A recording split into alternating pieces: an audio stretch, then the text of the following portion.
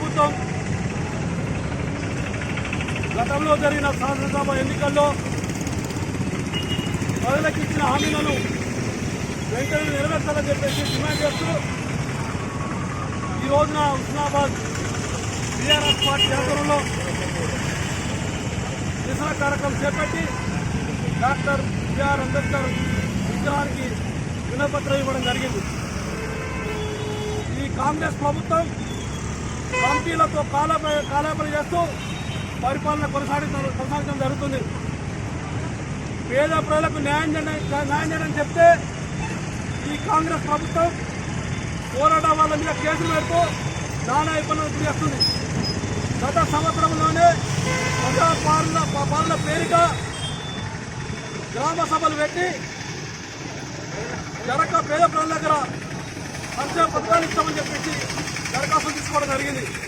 సంవత్సరం గడిచినా కూడా నేటి వరకు ఒక్క ఇల్లు ఇవ్వలేదు, ఒక్క రేషన్ కార్డు ఇవ్వలేదు, రైతు భరోసా అని చెప్పి అందులో కూడా కోత పెట్టి ఒక్క రూపాయి కూడా ఇవ్వలేదు. ఈ రాష్ట్ర ప్రభుత్వాన్ని అడుగుతున్నాం, మీరు ఈ ప్రజలకు ఏం మేలేసింది అడుగుతున్నాం. గొప్పలు చెప్పుకోవడం తప్ప, ప్రచారం చేసుకోవడం తప్ప, కేసులు పెట్టడం తప్ప, ఆర్పాటాలు చేయడం తప్ప, మాట్లాడేవారిని పొందులేకడం తప్ప మీరు చేసిందని అడుగుతున్నాం. ఇలా బెదిరింపులకు కాంగ్రెస్ పార్టీ, బెదిరింపులకు టీఆర్ఎస్ పార్టీ భయపడదని చెప్పి చెప్తున్నాం.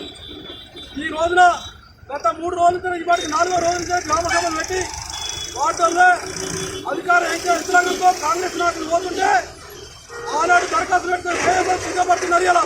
ఇలా తీసి అడుగుతున్నారు. కనీసం మా దరఖాస్తులు కూడా డాటా ఎంట్రీ చేయలేదు.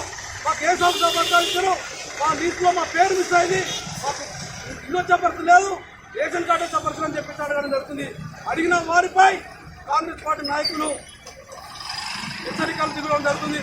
పోలీసు బందోబస్తు ఇలా గ్రామ సభలు జరుపుకుంటుందంటే ఈ పరిపాలన ఏ రకంలో అర్థమైంది ప్రజలకు.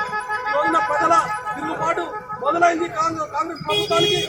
ఇప్పటికైనా కాంగ్రెస్ ప్రభుత్వం కళ్ళు తెరిచి 4 పథకాలు ఏదైతే ఇస్తాను గ్రామ సభలు పెట్టిందో 26 జనవరి 26 వరకు ఇస్తానని చెప్పిందా వెంటనే ఇవ్వాలని చెప్పి డిమాండ్ చేయడం జరుగుతుంది.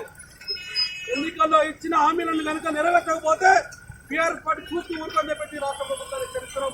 అదేవిధంగా ఈ ప్రాంతంలో కూడా ప్రజా సమస్యలపై టీఆర్ఎస్ పార్టీ పోరాడుతుంది. పేద ప్రజలకు ఏ అన్యాయం జరిగినా తప్పకుండా ముందుందని చెప్పేసి కోరుతూ అదేవిధంగా ఈ కార్యక్రమానికి వచ్చిన టీఆర్ఎస్ పార్టీ నాయకులు